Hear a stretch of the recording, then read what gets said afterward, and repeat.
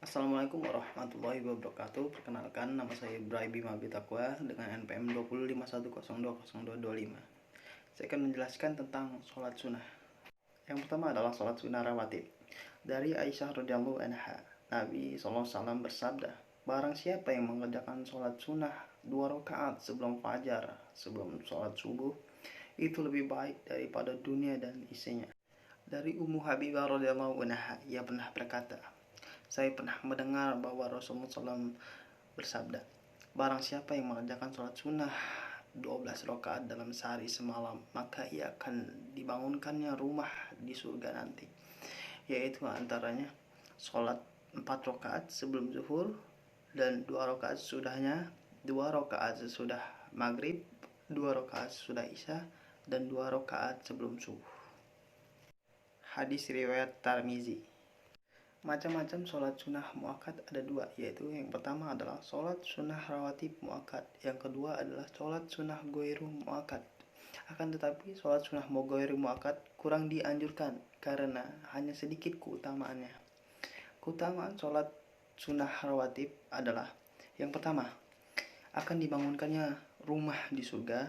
Yang kedua, sholat sunnah lebih baik daripada dunia dan seisinya. Yang ketiga adalah dihindarkan dari api neraka. Dan yang kedua adalah sholat sunnah duha. Sholat sunnah duha merupakan sholat sunnah yang dikerjakan ketika matahari sudah setinggi tombak hingga menjelang masuknya waktu sholat zuhur.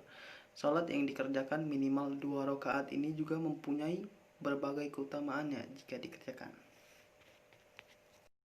Assalamualaikum warahmatullahi wabarakatuh. Halo semuanya, perkenalkan saya Lili Misi dan NPM 205 1020 205. Kemudian adalah sholat sunat hajat. Setiap orang pasti mempunyai hajatnya masing-masing. Di dalam agama Islam diajarkan jika kita mempunyai hajat, kita berhak meminta dan memohon kepada Tuhan untuk mengabulkannya. Hal tersebut tercantum di dalam Al-Quran surat Al-Anbiya. Sholat hajat mempunyai banyak sekali keistimewaan. Ketika seseorang mempunyai hajat, maka mintalah kepada Allah melalui sholat hajat. Sholat hajat utama dilakukan di malam hari layaknya sholat tahajud. Namun sholat hajat ini juga merupakan salah satu sholat sunnah yang bisa dikerjakan di sepanjang waktu, kecuali di waktu-waktu terlarang untuk dilakukan sholat. Salah satunya adalah di waktu setelah sholat subuh hingga menjelang terbitnya matahari. Nah, untuk niat sholat hajat, Bismillahirrahmanirrahim, Usolli sunatal hajaiti rokataini lillahi ta'ala, jika kita mengerjakannya 2 rakaat. Untuk syarat dan tata cara melakukan sholat hajat, ini sama saja seperti sholat pada umumnya. Nah, untuk syaratnya, yang pertama, suci dari hadas kecil maupun hadas besar. Yang kedua, menutup aurat, lalu suci dari segala bentuk najis, dan yang keempat adalah serta menghadap kiblat. Nah, selanjutnya adalah sholat sunat tahajud. Sholat tahajud adalah sholat sunnah yang dilakukan di malam hari. Waktu terbaiknya adalah di sepertiga malam. Sholat tahajud dilakukan setelah kita bangun tidur. Sholat tahajud bisa dilakukan 2 rakaat dan paling banyaknya tidak terhingga. Kemudian untuk niatnya, Bismillahirrahmanirrahim, usolli sunatan tahajudi rakaataini lillahi ta'ala, jika kita mengerjakannya 2 rakaat. Kemudian untuk keutamaan dari sholat tahajud tentunya ada banyak. Yang pertama adalah kedudukan yang terpuji. Sebagaimana firman Allah dalam surat Al-Isra ayat 79. Dan pada sebagian malam hari bersujudlah kamu sebagai suatu ibadah tambahan bagimu. Mudah-mudahan Tuhanmu mengangkat kamu ke tempat yang terpuji. Quran surat Al-Isra ayat 79. Dan yang kedua adalah kunci masuk surga. Yang ketiga adalah sholat sunnah yang paling utama. Yang keempat, kemuliaan dan kedudukan di akhirat kelak. Namun, bagi orang-orang yang ahli dalam ibadah tahajud ini tidak hanya mendapatkan kemuliaan di akhirat, tetapi juga langsung mendapatkan kemuliaan dan kedudukan yang tinggi di dunia. Kemudian yang kelima adalah doanya dikabulkan. Yang keenam, kebiasaan dari orang yang solih. Yang ketujuh adalah penghapus dan pencegah dosa.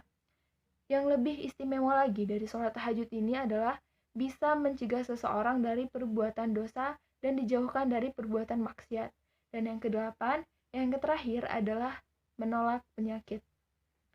Sholat sunnah witir.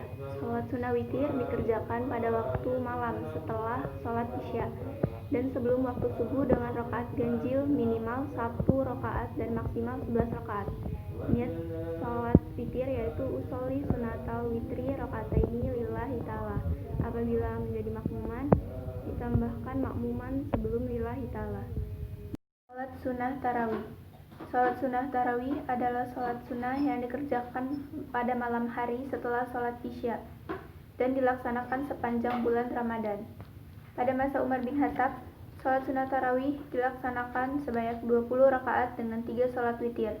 Niat sholat witir sebagai makmum yaitu usolli sunnat tarawihi rakaataini mustaqbilal kiblati makmuman lillahi ta'ala. Jika sebagai imam maka usolli sunnat tarawihi rakaataini mustaqbilal kiblati imaman lillahi ta'ala. Sholat sunnah idain. Sholat sunnah idain adalah sholat sunnah yang dikerjakan pada waktu 2 hari raya, yaitu pada hari raya Idul Fitri dan hari raya Idul Adha. Pada hari raya Idul Fitri dilaksanakan 1 Syawal setelah selesai ibadah puasa selama 1 bulan dan lebih diutamakan pengerjaannya bila dikerjakan lebih siang agar dapat dimanfaatkan oleh orang yang belum membayar zakat fitrah. Sedangkan sholat sunnah pada hari raya Idul Adha 10 Zulhijjah lebih diutamakan pelaksanaannya lebih awal agar dapat segera melaksanakan penyembelihan hewan kurban. Assalamualaikum warahmatullahi wabarakatuh. Saya Hovifah Indar Mawarsari dengan NPM 251020201. Baiklah, di sini saya akan menjelaskan tentang sholat istisqa. Sholat istisqa adalah sholat sunnah muakkad 2 rakaat untuk meminta turunnya hujan kepada Allah Subhanahu wa Ta'ala. Sholat istisqa biasa dilakukan ketika terjadi musim kemarau berkepanjangan dan krisis air. Oleh Al-Hafidz Kurniawan, sholat istisqa dilakukan 2 rakaat serupa dengan sholat id. Disebutkan Abdullah Baghfathal Al-Hadrami dalam kitab Hamishi Busral Karim menuliskan bahwa khatib beristighfar dalam khutbah sholat istisqa sebagaimana dalam khutbah sholat id. Kemudian khatib berdoa dengan lantang lalu menghadap kiblat setelah sepertiga khutbah kedua. Secara ringkas, tata cara sholat istisqa adalah 1. Membaca niat, yaitu usolli sunatal istiqai rakaataini imaman atau makmuman lillahi ta'ala.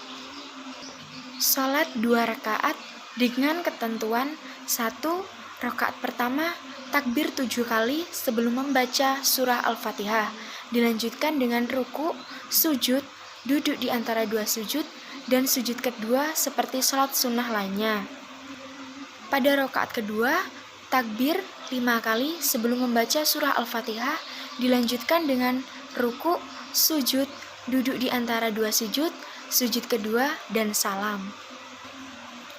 Khutbah sholat istisqa dapat dilakukan sebelum atau sesudah sholat. Jamhur ulama berpendapat khutbah lebih utama dilakukan setelah sholat istisqa. Sebelum khutbah pertama, khatib membaca istighfar 9 kali, dan sebelum khutbah kedua, khatib membaca istighfar 7 kali. Hikmah dari sholat istisqa adalah 1. Kita diajarkan untuk memohon langsung hanya kepada Allah Subhanahu wa Ta'ala.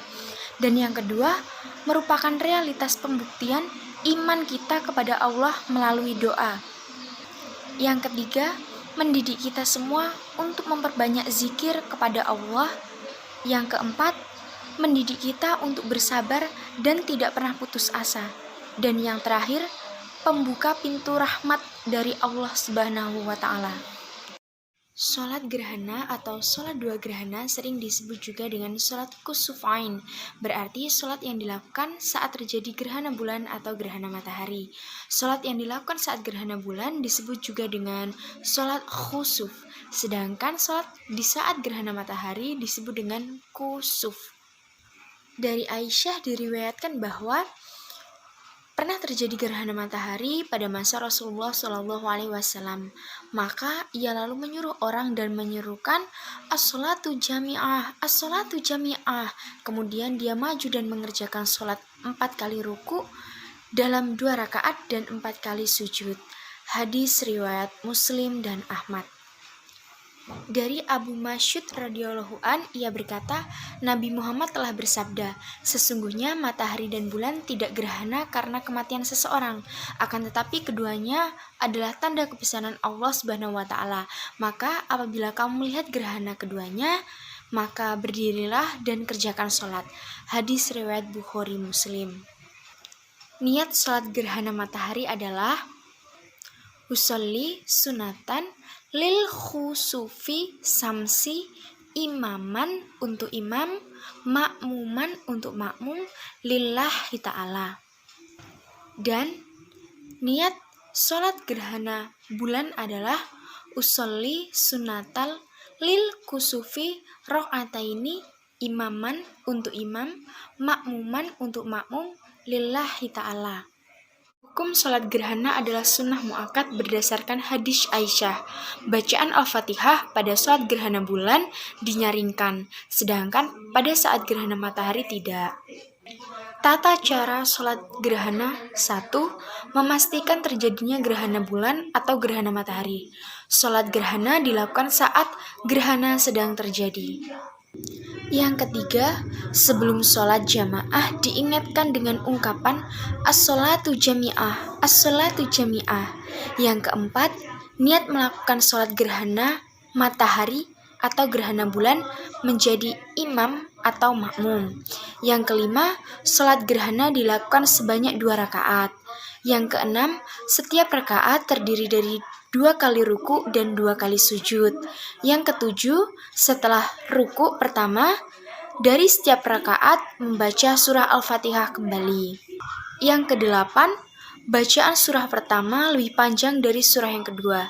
Misal, rakaat pertama membaca Yasin dan Ar-Rahman, dan rakaat kedua membaca surah Waqiah dan surah Al-Mulk. Setelah sholat, disunahkan untuk berkhutbah. Adapun hikmah dari sholat gerhana adalah menjadi sarana orang beriman untuk mengingatkan kekuasaan Allah Subhanahu wa taala. Sunnah dari Nabi Muhammad SAW, pengingat hari kiamat, menghapus musyrik atau tahayul, membuat kita semakin dekat dengan Allah Subhanahu